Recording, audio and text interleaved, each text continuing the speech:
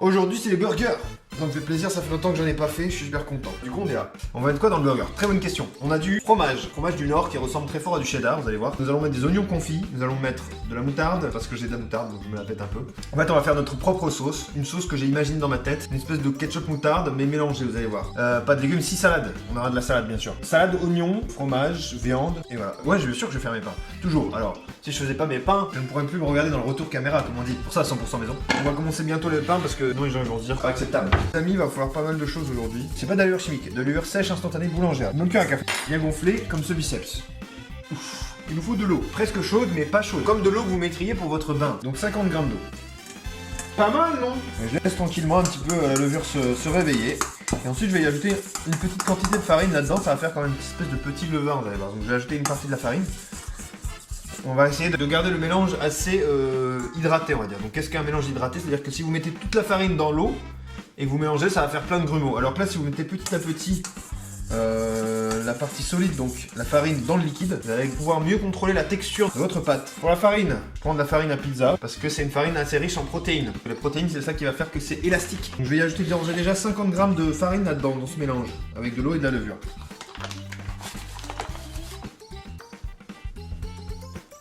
Je mélange ça gentiment. On va y mettre un peu de sucre, les amis, ça aide un peu la levure à faire son petit travail. Une cuillère à soupe de sucre environ. Dans la levure, il faut la bichonner. Donc on y va, 75 grammes de lait. Le lait, c'est mieux si vous l'avez à température ambiante, je conseille, parce que sinon c'est trop froid pour la levure pour qu'elle se développe bien, vous voyez. Je vais y ajouter un peu de sel, sinon ça va pas être bon. Je vous sens captivé, les amis. Donc un demi-œuf battu. Donc là, j'ai ajouté 85 grammes de farine. On va continuer à mélanger pour éviter de faire des grumeaux. 85 2 fois 85, ça fait 170, les amis.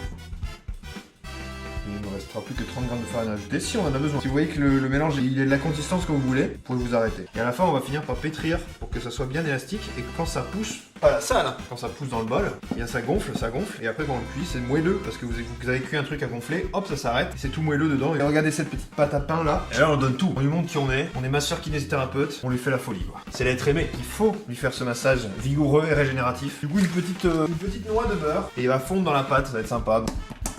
Je fais du tam-tam sur le cul de... Vous connaissez la chanson. Je le mets dans le plat, je mets un petit film plastoc et on va laisser ça un certain temps. She goes out to the man on the street.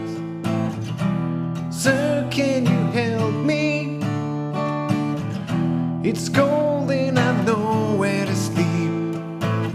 There's somewhere you can tell me. Is the sky that we look upon should tumble and fall, and the mountain should crumble to the sea.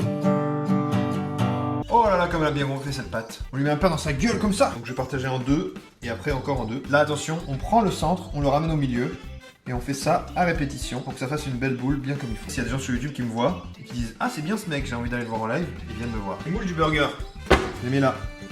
Hop, dans les moules. Ce qu'on va faire, c'est qu'on va mettre un petit draous par-dessus. Donc le chapiteau, comme on dit. On va couper un oignon et on va le faire confire. Je vais faire des lamelles comme ça. On est sur ça avec ces oignons. L'idée, c'est de vraiment faire dorer ces oignons un tout petit peu et ensuite de les faire confire. Donc on met de l'eau petit à petit. Petite beauté d'oignon, j'éteins ma plaque. Je vais juste mettre le dorure avec un petit pinceau. Faites attention à bien peindre pour pas que ça fasse des traces de pinceau, voyez-vous. Hop, ça part au four pour au moins 20 minutes, jusqu'à ce que ça soit bien doré. Julien doré. Sur la plage, Coco câline.